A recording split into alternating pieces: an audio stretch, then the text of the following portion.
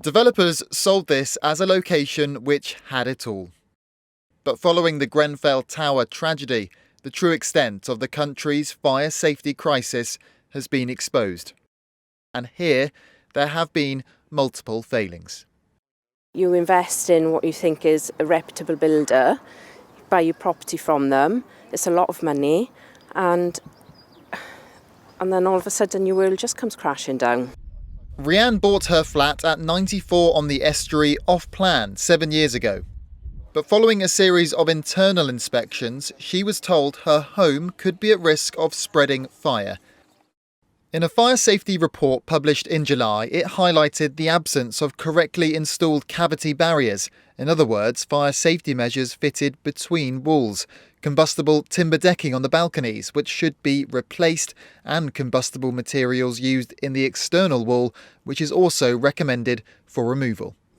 It's estimated to fix all this could cost tens of thousands of pounds per flat. I've been signed off work twice in 6 months just because of the stress it's causing. I just haven't got the money to pay these bills. And I worry that I'm going to lose my home. And, what happens to myself and my daughter if we haven't got a home? I lose my job. I just feel at the moment that I'd lose everything, and I feel completely trapped because I'm not able to sell the place. I just can't get out. There's no way out. To make matters worse, residents like Rianne are already paying up. The service charge for the flats has quadrupled this year to pay for fire safety wardens to patrol the building 24 hours a day. The management company says it has successfully applied for a government fund for an enhanced fire alarm system, which should remove the need for patrols once it's installed. Gary owns 6 flats on the site. He tells me it's hard to comprehend what's happening. I feel it's some form of a dystopian nightmare. You got COVID, and this sort of started to come to a head back in the autumn, and it's just got worse and worse and worse as it's gone on. And it's hard to try and work out what's happening to us. We're being attacked with waking watch costs. We've got threatening to close the car park, and we've been told not to store anything on the balconies. Gary says the faults are leaving people trapped and unable to sell. Across Portishead, there are at least 6 sites constructed by a variety of developers experiencing similar fire safety issues, but it's believed there will be more as inspections continue.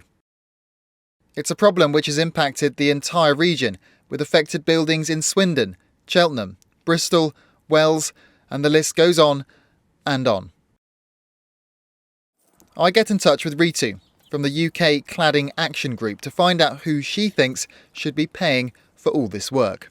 We definitely believe that the stakeholders that caused this problem should be the ones paying for it. And they are the developers that built these dangerous buildings without any fire safety barriers, without adequate internal compartmentation, with dangerous cladding. We believe also that building control has a very important role, because lots of building control authorities signed off these dangerous blocks as safe without doing due diligence. The question about who should pay is not straightforward. Following Ritu's advice, I got in touch with the warranty provider here at 94 on the estuary, the National House Building Council. In a statement, they say they have accepted claims in relation to the faulty cavity barriers, and they add they are considering all claims made here at Portishead Marina by properties who have a policy with them. The developer Crest Nicholson said it will pay for workmanship defects, and in a statement added changes will be required to balconies as a result of government guidance issued since 2019. This is not a Crest Nicholson responsibility, as the new guidance postdates construction of the building.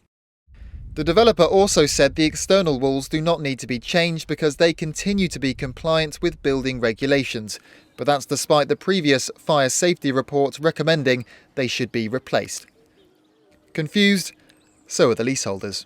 I feel like I'm living in a matchstick box. It only takes someone to forget to blow out a candle, and, the whole place could go up in seconds. It doesn't take long for a fire to spread.